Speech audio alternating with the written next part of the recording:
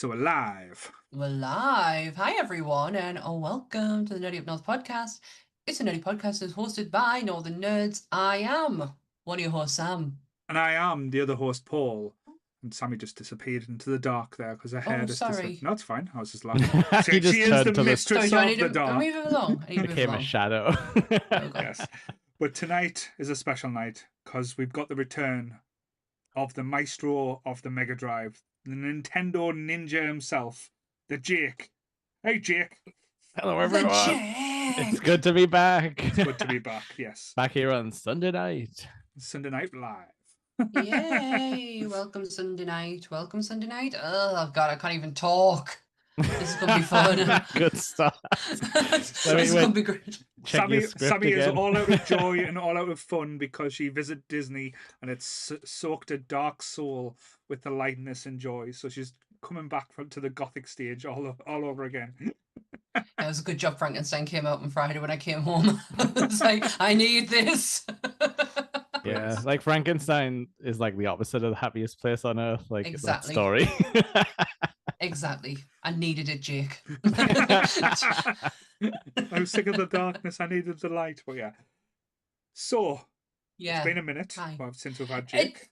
It has. I Yeah. can't even remember the last time we had. I mean, I see Jake all the time and I was talk to gonna Jake all the say, time, but I'm it's still like, creeping all over the channel, doing Marvel stuff and Power Rangers, and sometimes talking about anime.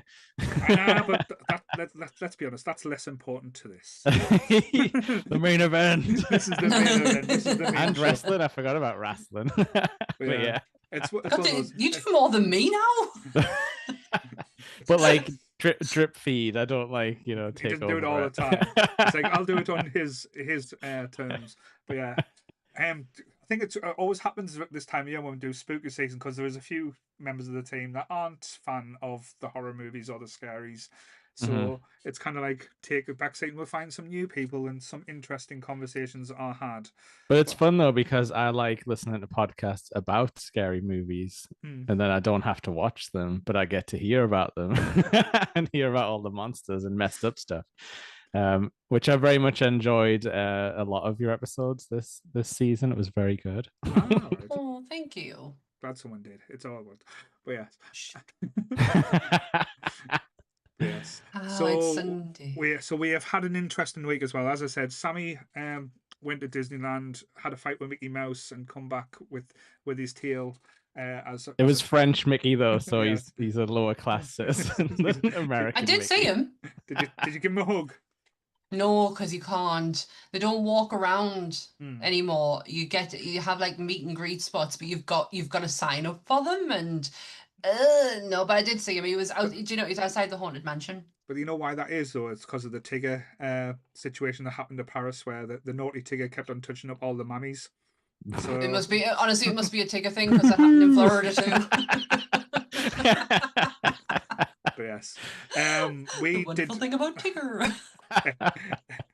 Tigger's a wonderful thing. I go bouncing now. I'll continue, but you best move on. But yes, and we did like say if you've seen on our socials, we've been promoting like Northeast Comic Con. So hope you enjoyed the videos we've been putting out. We're kind of finding our feet in that type of situation. So when we will be back at other cons up and down the country, we will be tormenting cosplayers. We will be coming for your top fives, your nerdy questions.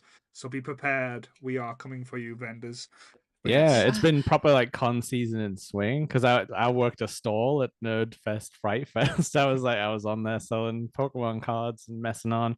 Yeah, it's been fun.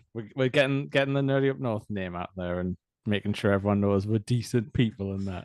We're lovely. We're really lovely. We're not twats. But yeah, Sammy, do you want to do your disclaimer? Yeah, sorry, I've got a Binks with us. He seems to be attached to my side at the moment because I went on holiday and left him for a few days. Because you abandoned him. You I'm left a bad man. Well, everything discussed in today's episode is our opinions, and it's our opinions alone. And if you'd like to discuss anything from today's episode, please come and join us on the Nerdy Up North Facebook page. You can come and join the Nerdy Up North Discord or the comment section where we can have an open discussion. But what we won't have is anyone coming for us and telling us our opinions are wrong, because we can all agree to disagree in fandom. So let's keep it fun, keep it kind, and keep the toxic behavior out of nerdism. Very well said. Very well said.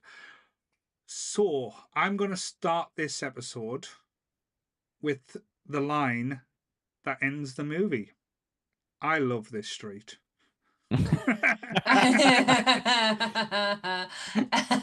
Oh, well, I do have the taglines for this movie, obviously. Yes. That's what I do. And if you haven't noticed, we're doing the cult classic, a rarity in the field, a horror comedy. Because I would say this is still classed as a horror. Definitely a horror comedy. Yeah. The Burbs, one of Tom Hanks's greatest performances, and yes, I am putting his other films on top of this because this is hilarious. It is. Yeah. It is. And we're going to get into it. But before that, I'm going to give you the taglines for this movie just to set us all up. Mm-hmm. Okay, so a comedy about one nice guy who gets pushed too far. Which is quite apt. Yeah. Yeah. Mm-hmm. Yeah. They just like wrote down what they thought the movie was. Yeah, pretty much. Well, the next two, I'm hopefully going to do them justice. Mm-hmm. He's a man of peace in a savage land. Suburbia. Right, okay. Yeah. Right. That's Sorry. not good. That was not a good one. He's a stranger in an even stranger land. Suburbia. Oh, that's not true. He grew up in the town, he says so. And the final one, life in the burbs will never be the same again. That is true. Yeah. They blew up that street. Yeah. Real good. What an absolute belter of a movie that I only watched a few years ago. Wasn't that long ago. I knew it existed. I just didn't, and which is bizarre because this style of comedy is definitely some of my favorite. Yes. Yeah, I would have loved this as a kid, I think. Uh-huh. And I've definitely like seen the video cover, you know, because it's like it's pretty Mm. striking. It's like, iconic, isn't the it? Tom Hanks like just standing there. But yeah, That's talk about the cover. As you said, the cover is iconic, but when you look at the marketing from this movie, it is fucking terrible. yeah. There is no promotion stuff for this, and what they could have done, and like what they have in this movie, they could have done so much fun stuff as well. But it's almost like they was kind of scared of this movie because how dark it was. No, it wasn't that at all. It was the writer's strike. All right. Damn them. Yeah, so the film was actually shot in sequence because it was done during the writer's strike in 1988. They had to rush the production. Right. So therefore they had to rush the promotion of it too. So it had nothing to do with the fact that they didn't want to. There's certain things that they couldn't do with it. You will notice that a lot of this is improv. Right. This is, if you like, you probably look at scenes and go, oh god, yeah, that was definitely improv. It is, because the script is there, but because it's a writer's strike, the writer who is on set can't touch anything. Yeah. So Joe Dante just went, right, you know what needs to be said, just go ahead and say it however way you want to say it. So there's a lot of stuff that's in there that's improv, and personally I feel like that's what makes it work. Yeah. Some of the greatest lines, like Satan is good, Satan is a pal, that's all improvised. Yeah, that made me laugh when it comes back later and like in his nightmare scene. And the likes of like Carrie Fisher and Tom Hanks playing Double Jeopardy, you know, and they're sitting playing. Again, it's just improvised.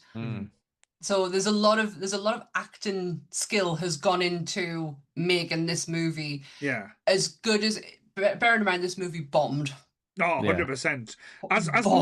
As most brilliant movies from the 80s did, though, that's the thing. Anything that was a little bit different, a little bit quirky, a little bit out there, kind of like, again, it's kind of like we use this saying a lot. It was very ahead of its time for its humor.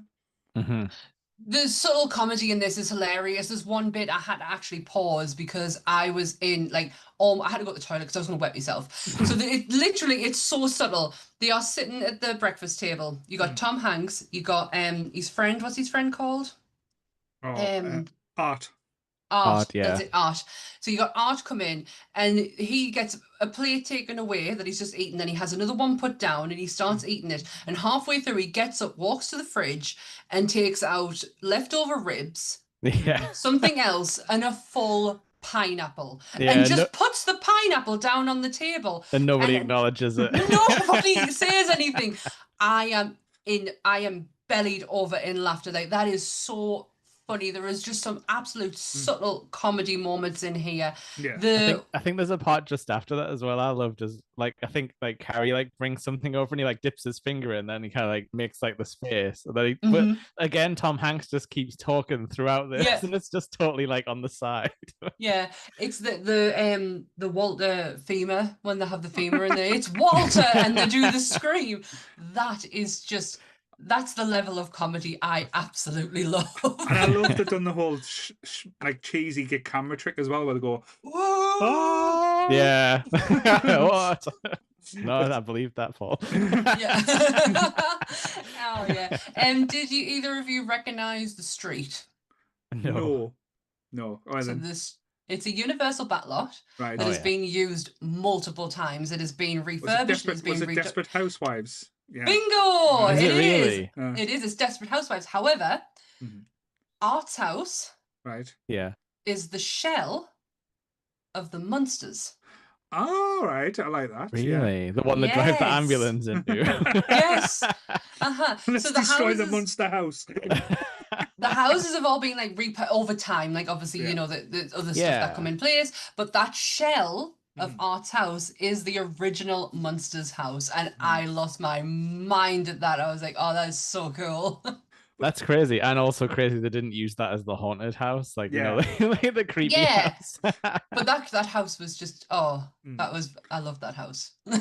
So start off with the question I wanted to ask Jake. So Jake watched this for the first time this week. He's went through his whole life, the Burbless. Yeah, definitely. Burbless. What was your experience? Because I know when I messaged you about this, I went, I think this is going to be your type of humor. Because I thought this is kind of like wacky out there silliness. But you're right though, like because I do love stuff as well that like deals in like the mundane, like you know, because it's like that really boring like you know suburban life, but then they'll just like you know twist it so much. Yeah. But like I kind of knew roughly what to expect because I'm sure I've heard you guys talk about it before being like a sort of a dark like twisted comedy thing. So I was kind of, and you know the music's creepy and stuff, so it puts you in a good mood and all that. But no, I just loved it because it's very like it's like totally Americana, like everything from the sort of late 80s and 90s that everyone made fun of in like comedy shows, like it's all here. Even the whole breakfast thing, like it's the trope of like you know the balanced American breakfast when it's like fresh squeezed orange juice, like, and she's like, are you even gonna eat any of this? And he's like, no, I've got that stomach thing, because like the kid would always take one bite and then run out the door sort of thing. They're just like they know all the tropes and they just hit them all like you know throughout the movie. It's totally perfect. And I love some of the product placement in the breakfast scene alone. The Gremlins cereal. Was that a real cereal, by the way? I'm not sure because obviously Joe Dante directed the Gremlins, and it's like I don't know. It could be. I love that, but I do love that aspect of it. Yeah, I hadn't made that connection till just now. But one of the garbage men, isn't he the guy from Gremlins? The one who always gets like hounded. He was also in Chopping Mall, which I did recently for Monsters, and I kept saying to Dan, I know his face. Yeah. I know who he is, but she went, it's such and such from Gremlins. I went, you do know I'm not a fan of the Gremlins. Like, like I got like a really like, how did you not know this? Look. Yeah, Sammy's not a fan of the little. Sammy's into Small Soldiers only. Which is just the same story. I do love Small Soldiers. It's the same story. But it's interesting you're saying about like Dirk Miller, who was in it though, because if you look at the cast, it's filled with one of the greatest casts like comedy as well. But also it's filled with people like who you kind of recognize as well, like actors from the 80s. You go, I recognize him from, and you click your fingers going from that movie over there. Like, but he might just be one stupid line or something. Like, there's one actor. Did you recognize him at the end? He was the policeman. He was the detective Mhm. who gives them the list of you've done X, Y, and Z. Yeah, And did you recognize who that is? No. It's Rance Howard. Right, okay. It's the father of Ron Howard. Interesting. Okay. And when I looked at him, I went, He looks like a Howard. you look like Richard Cunningham. You're like an older version of Richard Cunningham. And I know this has always been a lot of the quizzes and like pop culture references as well. One of the most famous dogs in movie history as Yes. well. Not Is that just that dog? I thought it was just by the way it was running about, and that I was Well, like, that's the Batman Returns dog right there. it is the Yeah. Batman's Return dog, and it's the dog from Silence of the Lambs. Darla, she was in Pee-wee's Big Adventure as well. Yeah. Evil. Yeah. She's dead though. Of course, like whenever you see an animal from a 90s movie, I'm sorry, they're old. Sammy, you are exactly the same as my wife. When we watch a film like from the 80s or 70s, there's a cat, a dog, and they'll like, oh, there's a cat. Oh, it's dead now. Yeah. Yep, I do exactly the same. The cast is absolutely amazing. Bruce Dern, Jake, was it you today, Jake, who said, can't believe he's Still alive, yeah. Still kicking. Everyone in this cast, apart from Rance Howard, is a lot. Rance Howard Carrie Fisher's not. Oh God, I keep forgetting. Carrie's dead. Carrie's dead. Sorry. Yeah, I keep forgetting. We lost our princess a few years ago. I was thinking last night. I was because I knew Rick Duncanham, who plays Art. I knew he had died. Yeah. And I was thinking, oh God, for a, that's a pretty decent cast who's like still alive. I always forget that Carrie Fisher is no longer with us. No. Carrie Fisher, who decided in this movie to wear a wig. Of her own hair. But then her own hair. But then they took the piss out of her after it's good at the end. It's good. Oh, I like your hair. Yeah. It was exactly the same. She wore a wig of her own hair. Right. Okay. I didn't know about the own hair. I knew it was a wig, but it was her own. It was her hair. Right. Style. There's no difference in it, crazy lady. What was lovely, what I was reading about this movie, what is absolutely lovely, Corey Feldman, who is in this film, was going, this is the period of time where everything's going a bit wrong. Yeah. And the Carrie Fisher, Wendy Shaw, and Joe Dante became his support mechanism. Right. They kind of like, they protected him.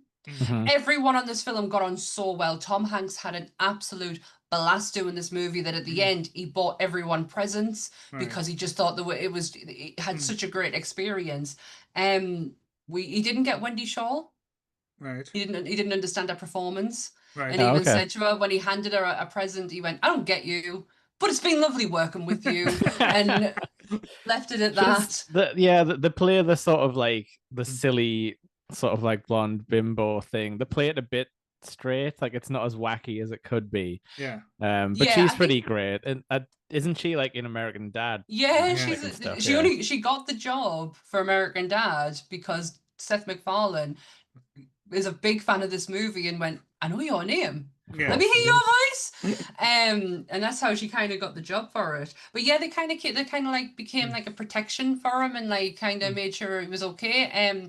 Michael Jackson used to visit the set a lot. Bubbles was a regular on set. Don't let Bubbles loose in there. Was a regular on set. That's where the skulls came from. Yeah. But by all accounts, this production, everything was shot. The majority of it's all shot at night because they are doing it on a Universal backlot. Right. You can. There's a scene in it during the day where you can actually hear someone in the background shouting "help." Yeah. It's from someone in the Jaws ride. And Joe Dante loved it so much. He was like, "I'm just gonna keep that in there. Like, I'm keeping that there." But I love that aspect as well because it is a very close set. It's like with these type of movies, they could have expanded or moved out, like done a lot more. But with it being about a street, they kept it so enclosed in that street and just done it over like a few things. Again, just to get this bit out of the way, because I think it's important to say this movie was very much of its time as well. I think a lot of the like language or jokes or comments towards the female characters is not very in keeping with with the now, the way that There's like a lot of wife jokes, isn't Yeah, there? Like, yeah. no one listens to the wife, like Yeah. all that stuff. Mhm. No, I hadn't noticed until you said there that it is No, all I just didn't kept on either. the one, well, and kept in the one street. Because even later on, when they show the cars, it's Mhm. just like to the end of the street. Yeah, and you it's only like get to see gone. the street. I didn't even pick up on any of like any difference in language as to what would be acceptable It's not the not as now and language. I bad. think it's the then and tone. I now. think it's It's the not as tone. bad I, as it. Yeah, it's Yeah. not as bad as it could be. But I did notice that, like, you know, his wife and stuff don't really get anything to do. It's a No. proper like lads adventure like Yeah. type of thing. And the way that I think Ray speaks to like Carrie Fisher in it is, again, if I spoke to The- Nick that way, I would have lost half my face. You would not be here. saying, Yeah, yeah, you'd it's not be here no more. You would not be walking. like But she's she kind of doesn't react though. Like even when he's like crushing the cans, and she's like, "Oh, you feel better?" And he's like, "Mhm." There's so there's a in this so in the original script, Mhm. Ray lost his job. Right. He wasn't Right, okay. on vacation. He's lost his job, and there is still some aspects to it, Yeah. kind of Yeah. put in there. But Mhm. and this is half the reason why there's so much tension Mhm. is that she knows, Mhm. but he doesn't know she knows. Yeah. Right. Okay. And so they kind of kept that in there in the original script. He died. All right. In the explosion. No, in the ambulance. Right. Right. Okay. He dies, and I don't think I needed that. I don't. it didn't. No, when Joe, because Joe Dante comes into this, pretty much straight away after it's been written and went, I love it. However, the level of comedy that you want to bring isn't going to land, especially with the person that you want to cast, because they really Tom Hanks was a must. Yeah. And it's like you can't kill Tom Hanks. So maybe we should rethink the ending of it. Tom Hanks kind of had a little bit of trepidation about doing this movie because he didn't want to play a dad. No. He didn't want to be typecast as the dad. Right. In a comedy. He's not very dad-like in No. this. He He barely talks to he doesn't interact with The his sun son disappears once. quite quickly, though, doesn't it? He literally does at one point. Like she drives the car back, and he's not in it anymore. Yeah. It's like we had a son. It didn't meet the credential. It's interesting though what you're saying about the cast, because watching this now, the cast is very much. I know this came out in 1989, but it felt very much the 80s. And we were just talking before we went live about like certain other people like John Candy. I can see certain, like, I'm not saying that they had other people in mind, but like say certain characters in this movie for actors or people who were big during the 80s that would have fit, like kind of had them in mind, like the art, like the Rick Duncan character, I think would have been John Candy perfectly. I think that would have been like I know I'm not saying he did a bad job. I just think No, Rick does an amazing job in this movie. Oh yeah, I loved him. I think he was like my favorite character. Like I didn't want him to like leave the scenes, if that makes sense. I love everything about him. I love the way he talks. It's just he's got a funny bone. But is he part of like a similar comedy troupe though? Because I know he's like Canadian. He's part of like the Canadian. It wasn't one of those ones. No, I think he just, as I said, he was one of those actors that appeared in certain movies in like the 80s and kind of was like a B movie act, not a B movie like bad movies. Is like you got the main star, then you got your headliners, and then he was like his silly friend. But the other person I thought could have been like cast in this, like just because of look alone, like Bruce Dern, like the Mark character. Oh, Bruce Dern. Christopher Lloyd.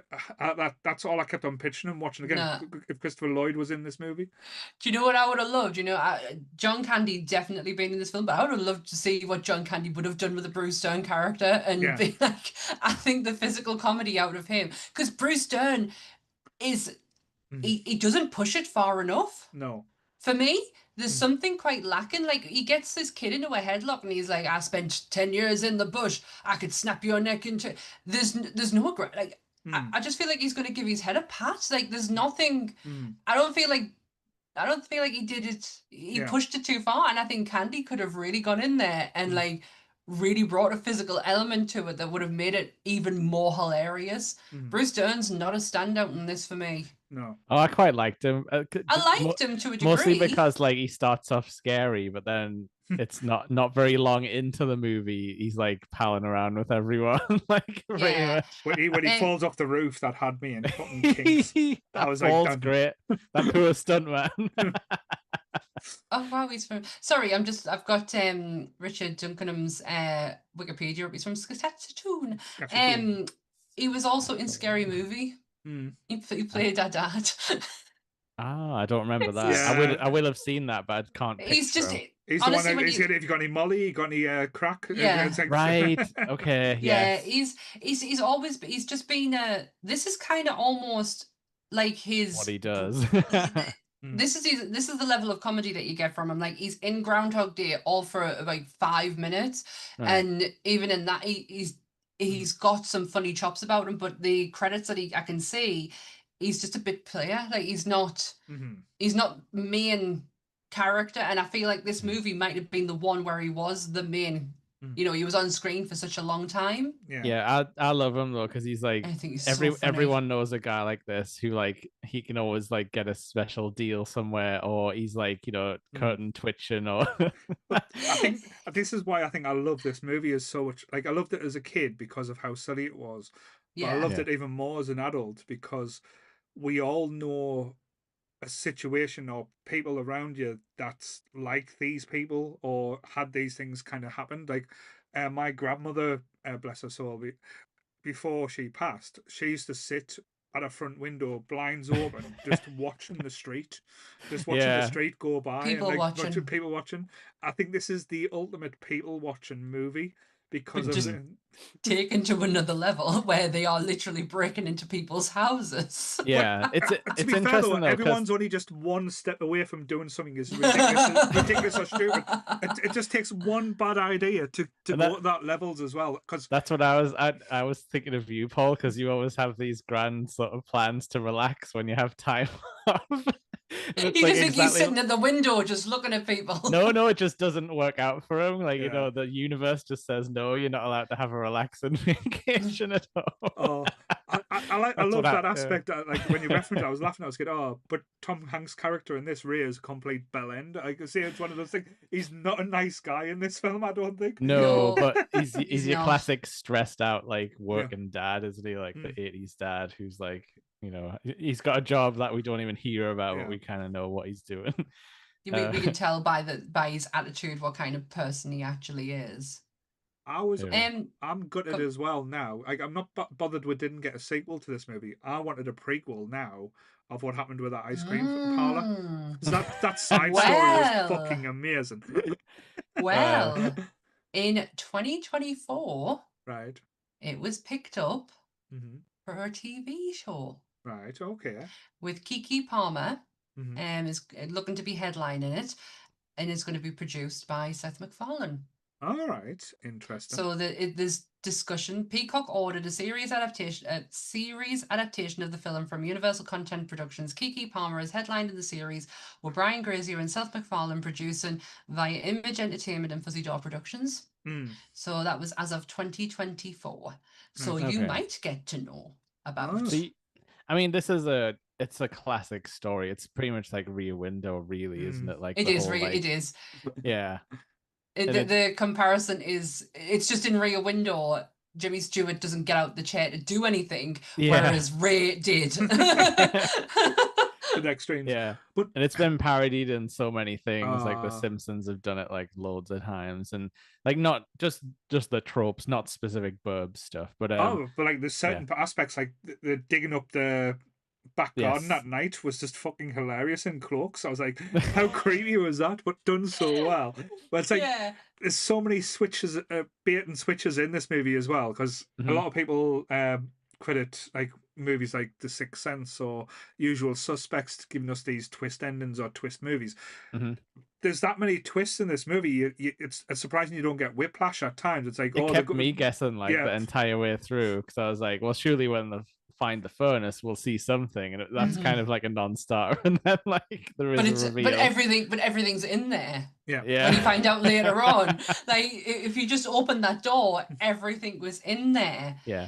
I totally forgot when I was watching it last night. I was like, I can't remember how this like I know how it ends. I remember the getting into the ambulance, which again is improv, where he picks up the gurney and That's shoves hilarious. it in and lies down. Yeah, that's all He's like, take me to improvised. hospital, I blew up. I'm not well. I'm not well. Yeah, I couldn't remember what happened. I knew he gets in the ambulance, but I was like, how does he get arrested? I can't remember that part. And then when he started saying, "What did you see? What did you see in my furnace?" I was like, Dr. Klopek being all sinister. But was he in Buffy? I think, yes, he's been in Buffy. Yeah. He's been in everything, hasn't he? In the 90s and stuff. He was cast because of his stature and the fact that he can pull off Dapper. Oh, he absolutely does. I love when he's introduced where he's like, and here's my brother, the doctor. Yeah, that guy's so creepy as well, like the uncle whatever or something. It's so Frankenstein. It's so like, but as in like the Boris Karloff Frankenstein. Yeah, you're right actually. And then the son's a bit Igor-esque, like creeping about at night and stuff like that. Do you know who the son is?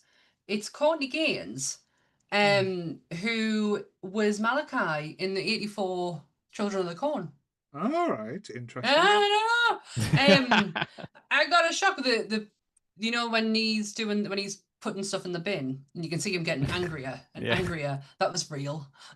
He was getting so angry, and Joe Dante didn't say cut. He just kept the camera on and just sat back and watched him, and it was like, what's he doing? What's he doing? And then he just went, oh, actually, that's quite perfect. We're going to keep that.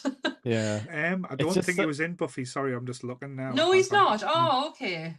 He was in. He must have been in some like TV show like that. But I just feel like he's been in that. Yeah, you know me. I've not seen Buffy, so.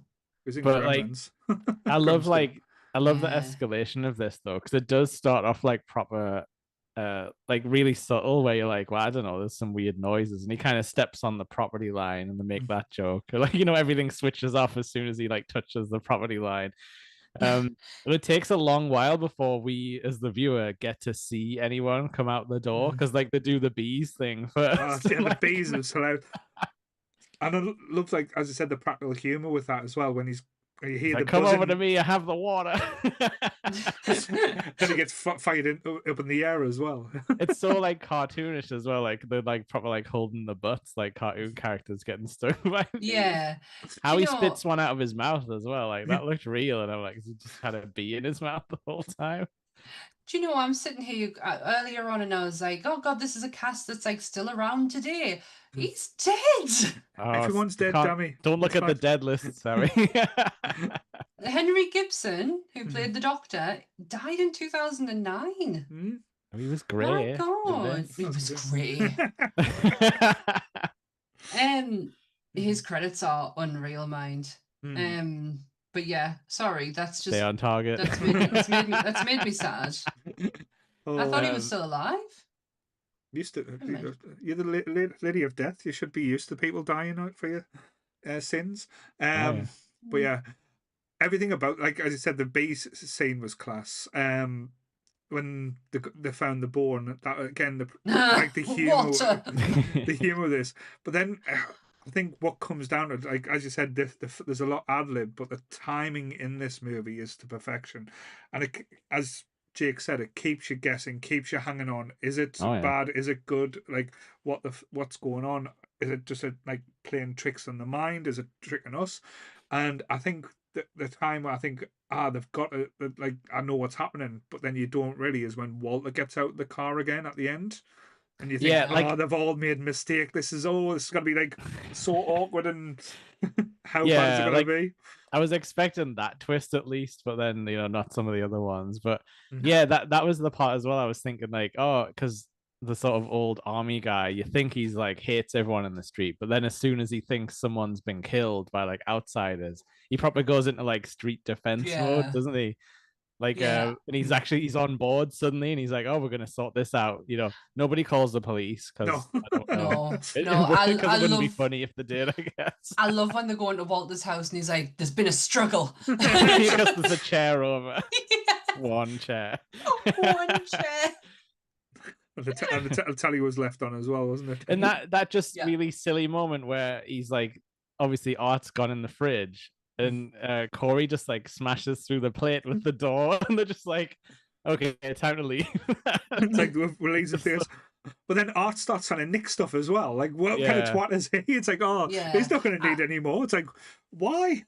And But, we don't hear anything about, like, I didn't think about it till the end when they're like, your wife's come back and your house is on fire. He's like, my wife? But he I hadn't love- mentioned that the whole movie, and I just hadn't really thought about it. I love the fact that Art doesn't like waver in the slightest throughout, or even when he's Right. kind of like met with almost evidence that they were just, Normal. neighbors and we should have just, they were just normal. We're the bad guys. And Art's like, nah, not buying it.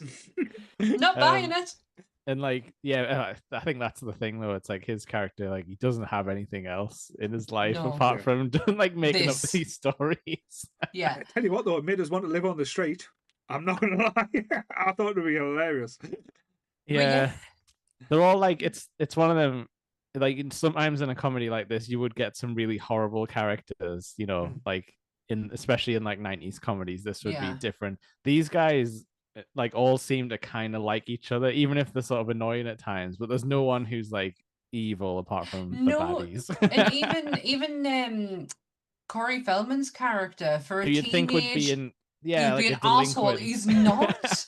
He's like awful. Like he's so polite. Like Mr. Peterson, Mrs. Peterson, and he's oh, I love. Just so supportive to everyone. I really like Corey Feldman in this, and like it's sad to think that at this time he was going through some like really personal shit because it doesn't show in the slightest in his performance. Not at all. But I think what I loved about his character in this movie, and the reason I think they put him in there as well, he was us. He was like the demonstration. Like he is the viewer. He is like the outsider, not like almost like kind of showing us how to react or how to behave doing this.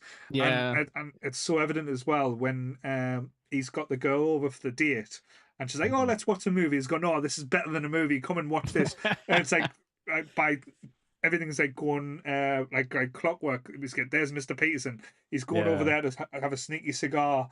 Then they're going to do this, and that's happened. And then we get the like I say the guy who starts fucking up the trash can in the most hilarious thing way possible. And and again, David pointed out it's the most strangest thing. Who drives the car from the garage to the trash can and to back?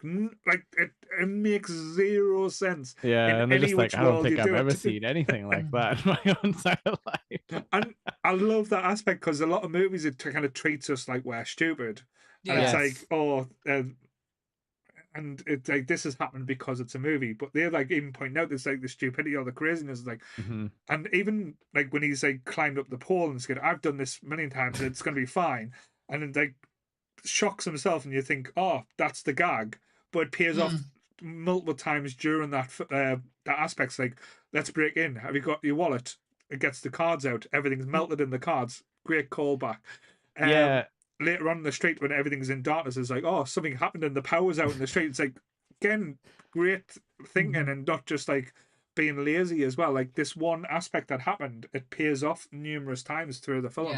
And that's why it's so good. The physical comedy of that climbing the pole, it was like the way he drops his instructions. It looked like so natural though, because everyone's done that when you're doing some DIY and you just like drop the screws that you're holding like as soon as you get up there and things like that. It was just so, apart from surviving the fall, it was very realistic. The physical comedy in this is absolutely unreal. There's something about that I've kind of grown to appreciate, like slapstick physical comedy. I used to find it quite annoying. Now I'm kind of seeing the funny side of it. And I think because it's on that backlot thing, and they know they can just like run and jump over the bushes and sort of like like they don't have to be careful because it's just like a it's made to be like pushed through by actors. It's not someone's house or street or something. We're gonna put it back the way we found it type thing.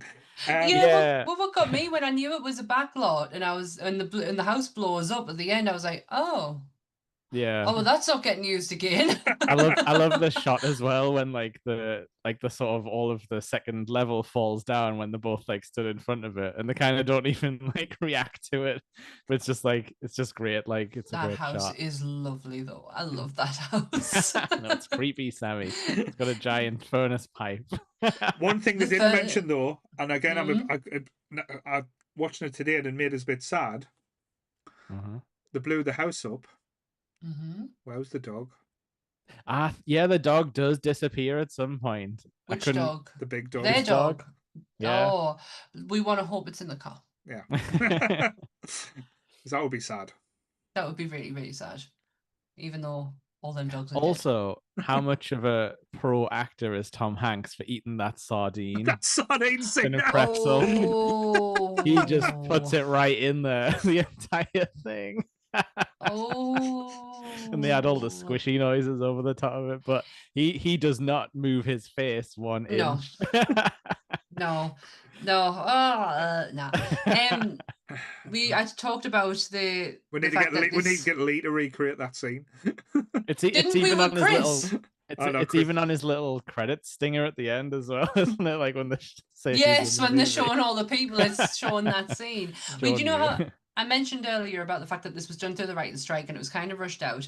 They actually were looking for a Christmas 1988 release. Right. But because of reshots, it was pushed back to February 89. Right. What had already come out before this movie was Big. Right. Oh, okay. And then Tom Hanks's Oscar nomination. Yeah. So the only success this has is in hand because of Big and the fact that Tom Hanks was becoming a name. Yeah, so it just got people to see it because they'd heard of Tom Hanks, not because they wanted to see this. But then all of a sudden it goes quiet. It's there. Joe Dante always said it was just a film that existed. Yeah. It was nothing more than just that. No. And then all of a sudden, just blew back up again. And everyone puts this in such higher regard. You've got comedy fans, horror fans. It doesn't just hit one subgenre, it actually hits two. No, there's a lot of fun in this as well. And I think I've mentioned this on the podcast before. There's certain movies that you can watch again, certain times of the year, like Christmas movies, like horror Halloween movies. This is what I would class as a bank holiday movie. This you used to get like movies like Planes, Trains, and Automobiles,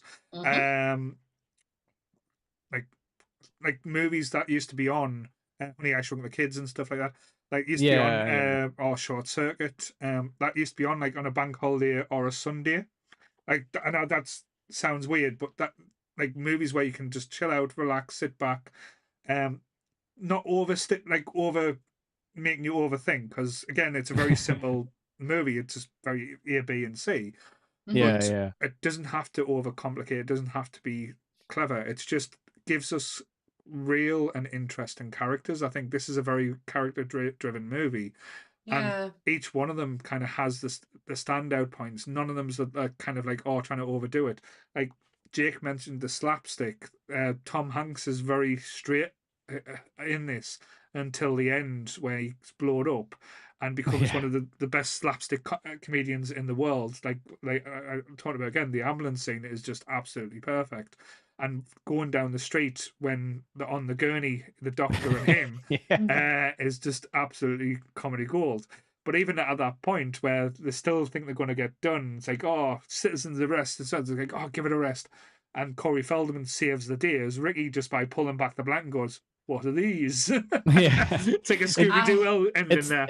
It's dead interesting though, because like right before that, he basically tells you like the lesson of the movie. Where he's just like, like these people are the same as us. Like we shouldn't have been judging them. We should have been helping them. Like help them integrate them into the community. And so like they turn it on its head. But like it's just it's funny because then he mustn't have fully. He's just like switched on it immediately, and he's like, "Citizens arrest!" I'm right back to my old mode. I love the fact that throughout all of that interaction, Brother Theodore, which I love the fact that that's what he's called, his face doesn't change one bit. He still has the same expression throughout, even when the only change is his eyes go get a bit bigger. I love the ending is wacky. It's probably the best way to describe it. It's a wacky ending. It's a Scooby-Doo. That's probably the best way. It's like, we could have got away with it if it wasn't for those damn kids. They do save the big wacky stuff till 5 minutes before the end though. They're very they're very thoughtful about, like, they don't go too far until it's like the correct time to do it, you know. It's a very thought out and planned movie as well, and it makes more sense now with it being the strikers, the writers' strike. So if again, not to play devil's advocate, if there wasn't a writers' strike, I think a lot of this would have changed. There would have been a lot different tone and stuff. But you've got to think about it. This came out. There was Beetlejuice. There was a very like Tim Burton was the kind of hero, so people were kind of going for that kind of vibe as well. So. Did you get that from the beginning? 100%, like that camera Beetlejuice angle. vibes. Yeah. When the camera angle's coming in, and I was like, oh my god, it's the Frighteners. Oh my god, it's Beetlejuice. It's like, is this a thing? Like, have I missed something? Well, Karate Kid does the same type of camera angles, like when they're going like, I think it was like an 80s and 90s staple, like Lost Boys. Like all of them had like when they're shooting in, okay. And if you can get a camera to come in over the backlot, that's probably easier than trying to get it over like a neighborhood. Didn't look like a backlot. No, that looked like a miniature.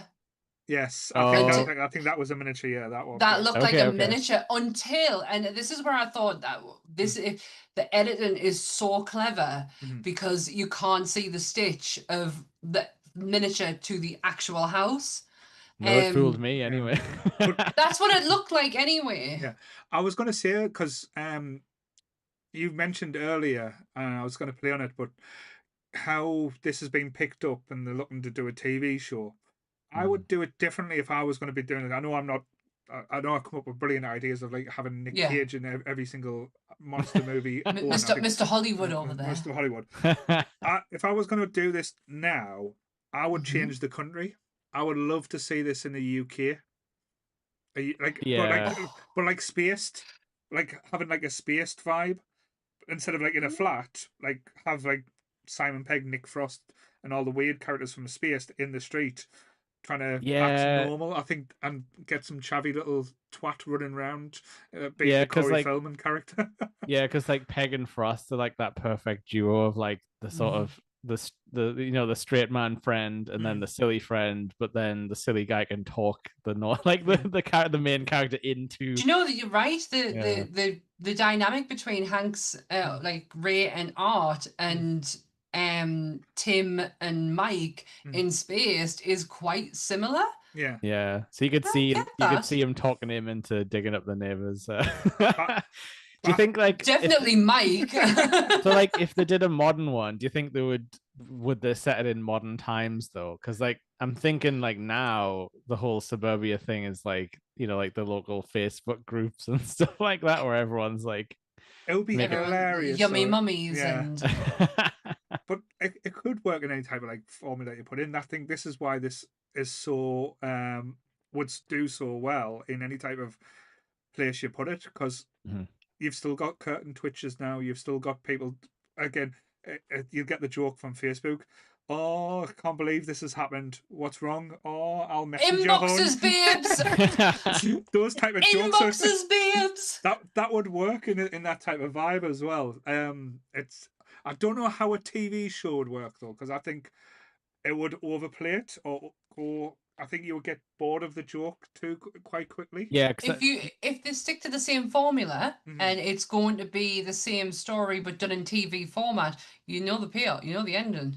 Yeah, like it's one of them things where even in the movie they almost go a bit too like, you know, go back to things too many times. Like I think like the last time they sneak in the house, I was like, okay, this is pretty much feeling like one time too many. It obviously has a good payoff, but like, yeah, if you string it out through a whole series, I could see it kind of losing interest, unless the payoff is like ridiculously good. There was one scene. Again, I'm not saying I'm shitting on this movie. There was one scene I was disappointed watching it back now, because I think they could have got a lot more from it, and it would have been fucking hilarious if they made it bigger. Is when when everyone was in the house, when they went round to visit their house, and like being that excruciating, like meeting like the sardines. But you've got Art, who was kicked out, and he was dressed like a ninja, dressed in all black and camo stuff. that should have been comedy gold. We should have been talking about that, like the stuff he would have been going off in the background. He could have done like sneaking around, seen him peering for the window. He could have had Tom Hanks spotting him and like telling them. Yeah, they didn't play on it, did they? Yeah, trying to do distraction. Yeah, I suppose that's what I was thinking, because that the scene inside was just so weird, but in a funny way though. Yeah. Like I did love how like the army guy was like interrogating peeling. Like, there's bounds of levels of things that don't cross, and he was like crossing every line. I was like, "You're gonna get smacked the fuck here, son." The way he learned everyone's names though as well, and he was like called him like Rube when it was like Uncle Reuben and stuff like that. He was like, "What do you think, Rube?" And then like he was like peeling the wallpaper off at one point for some reason.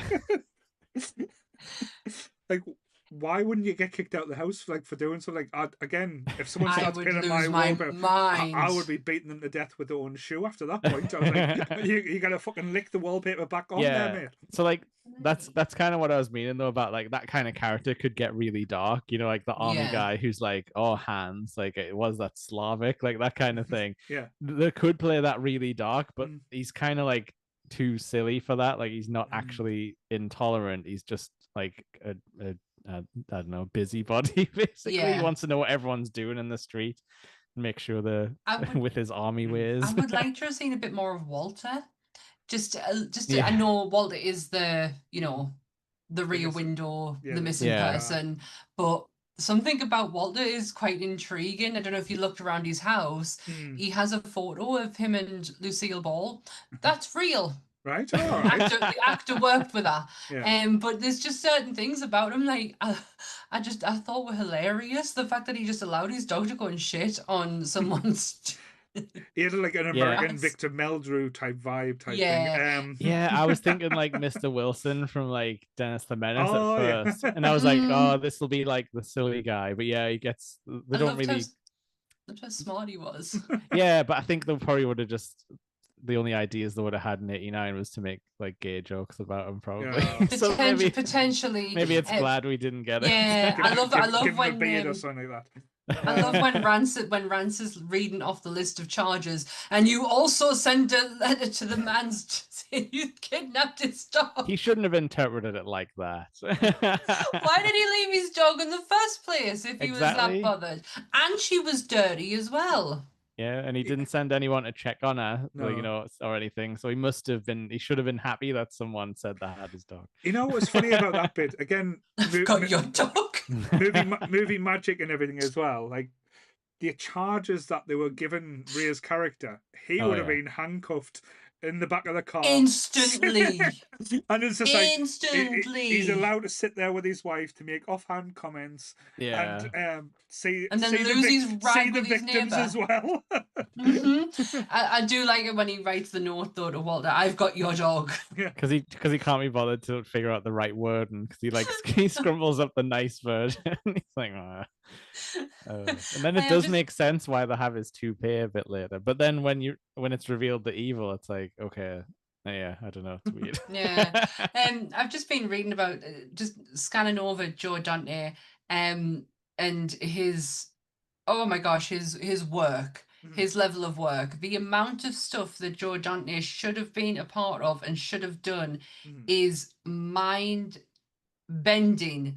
The fact that some things didn't make it to camera and some things that did, and he kind of got pushed. He's obviously, because I was a bit confused because it says unrealized projects, and one of the first ones is Halloween 3 Season of the Witch, and I was like, but that is a recognized project. He just mustn't have had anything to do with it. He must have to start with and then didn't. But the list goes on. Didn't Halloween Spielberg 4. used to push him as well, because Spielberg liked him. Yeah, yes. Halloween 4, The Return of Michael Myers, a Batman movie that was going to have Tom Malinsky and John Leguizamo as the Joker. That's something that I've heard about that before. Yeah, a remake. I know I did know about this one. A remake of the 1954 film Creature from the Black Lagoon. All right. He would have done a good job with that, I think. If you've watched the first ever episode of Monsters that we did with Creature, he wasn't the only director who was going to remake creature. Mm-hmm. Obviously Guillermo del Toro, we all know that story and how he wanted to, and the universe just wouldn't let him. The big fuck you is like, you won't make me a fish movie. I'll make I'll my make own my fish movie, own. and I'll win He Oscars. can't have every movie though. He is a bit greedy about Yeah. being like, I want to direct this. Well, no, he's actually been quite nice. He said he doesn't. He's- He refuses to do Dracula. He finds Dracula a really boring character. Because he is Yeah. really boring. Thank you, Camilo. Like every time there's like a story, like the nerds are like, if you get him to direct, like it's just like he's the only director. He is the Yeah. king of the monsters, though. That's I he know. is the king of the Get him monsters. to do Godzilla, and then Jake will be on board. Well, He could do it. but Joe Dante was the king of B movies. Joe Dante, I'm going through this list. That's another one that caught me eye. He was going to do Godzilla Reborn, which was going to be a sequel to the 2000 Godzilla, but he didn't. That didn't need a sequel. That didn't know. The sequel is the cartoon show. Yeah. Jurassic Park. Yeah, that would have been interesting. He would have The used Phantom. puppets. Yeah. Mindhunters. All And right. the best one was in 2020, and this was going to be his last bit of work, was doing it's oh god, what's his name? I'm gonna get it. I am gonna get it. Story of sex. I am gonna get it. Roger Corman. Oh, sorry. He was going to remake or reboot Roger Corman's Little Shop of Horrors in Right. 2020. All And right. that's another one where it just got shelved. Mm. So he's got a tendency of doing movies, Yeah. It would be. being a part of them, and then just shelving them. I would love to be get a chance to see all the studio, because like we only get a taste of what type of movies or how many films get pitched or Yeah. potentially get made type thing. Could you imagine like behind? Because I know people have their complaints about Hollywood and how they're saying, oh, it's turned into like doing all sequels or remakes and stuff like that. Mm-hmm. But as we get older and as films progress and change, it becomes more of a business, and people are like scared to take risks. But movies like The Burbs in the 80s and stuff were like Yeah. kind of like the risk takers or the changes. If we didn't get The Burbs, then like, even though it didn't do well, but would we get films? I know like Tim Burton was on the rise, but these type of movies kind of came out and changed how things were getting made at the time. And as you've mentioned before, this is just starting in the night. Like this is 89. This came out. The movies that followed this are big blockbusters, big CGI. So this is kind of like the dying art of the 80s kind of slapstick comedies that we love and as well, because we don't get that type of movie anymore. And this is probably why it didn't do as well, is because we're going in, it's on the cusp of going into the 90s where movie experiences are starting to change. And, you are right, the rise of heavy CGI comedy becomes kind of a bit of a it's not the same anymore. I suppose like the hot thing around this time period was like, stuff like Terminator and RoboCop and stuff, where it's like you have a weird like sci-fi-ish main character and he's funny and does action, but it's in like America must have like movie like sort of, I guess, Hollywood culture, it must have like moved really quick, because obviously we had like the early 80s and stuff, and like Back to the Future and stuff,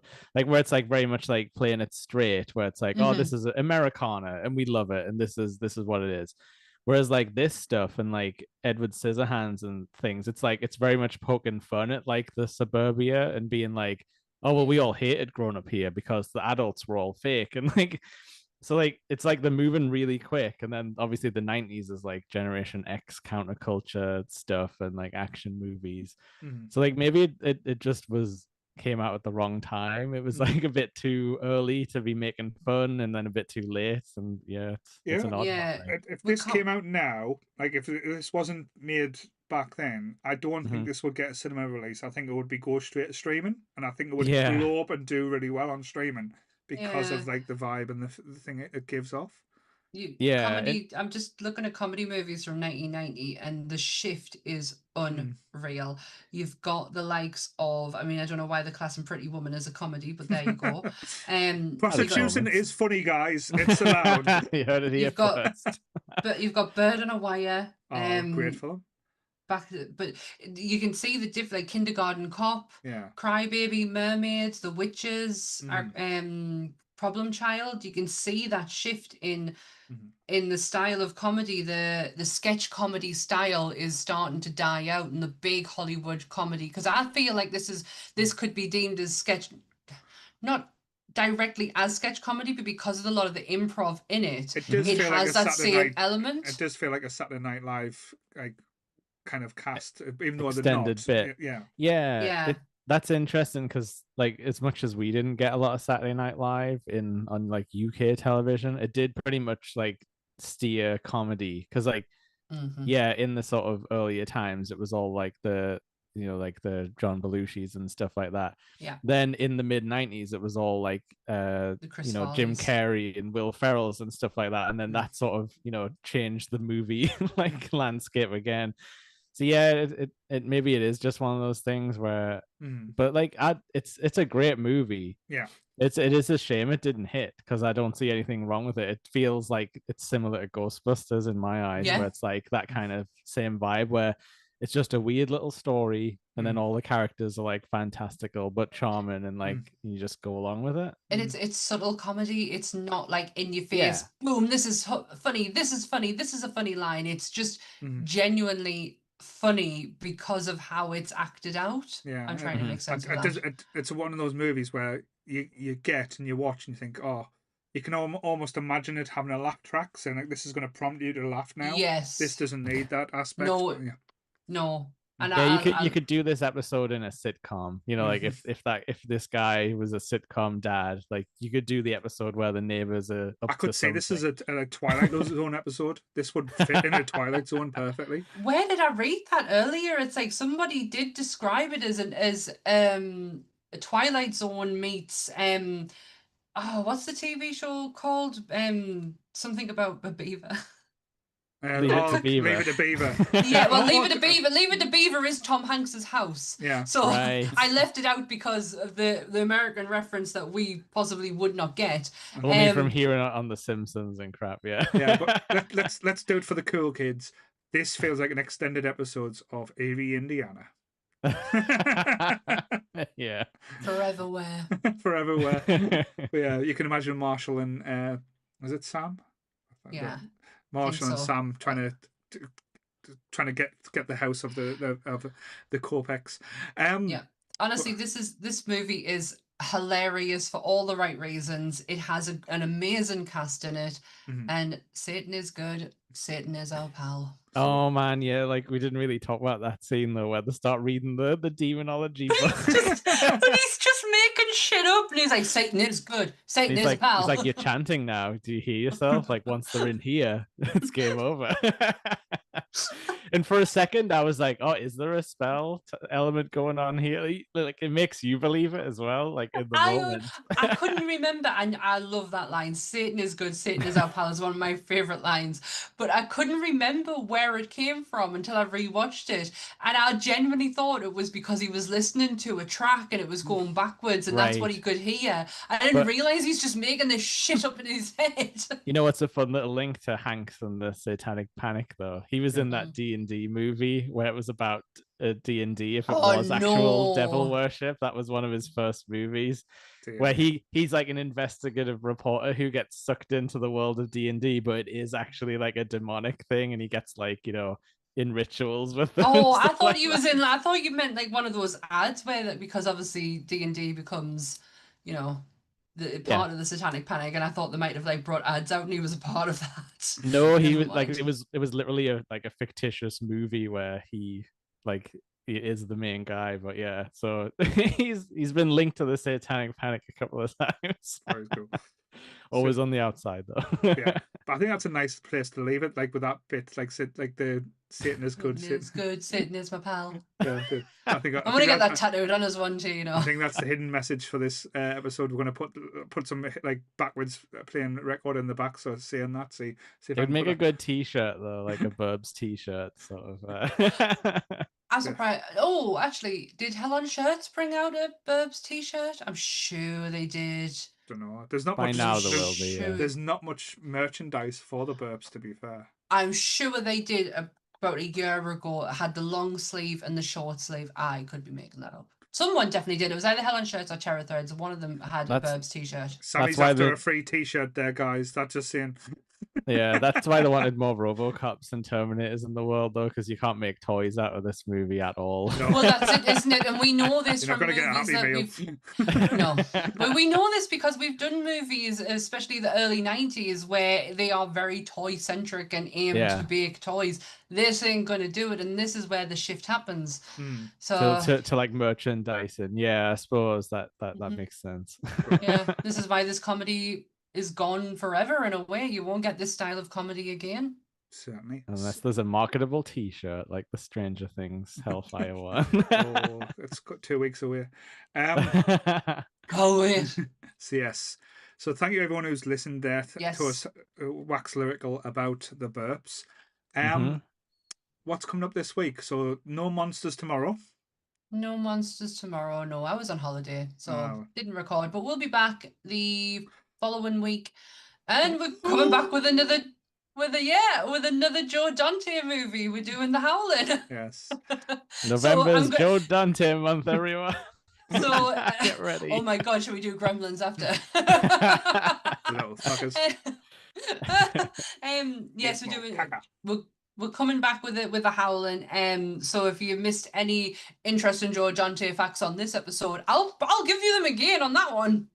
Oh, is that Stripe? Have you talked about new Gremlins? Didn't that get dropped recently? Apparently 2027 Gremlins. Gremlins, produced by Spielberg. Yeah, Spielberg's involved in it. What will blow people's minds is if she comes out of retirement, if Phoebe Cates comes out of retirement for it. That would be fucking something. Like, F the Mogwais, let's get her back. Fast times at yeah. Pause it out to 58 minutes and 24 seconds.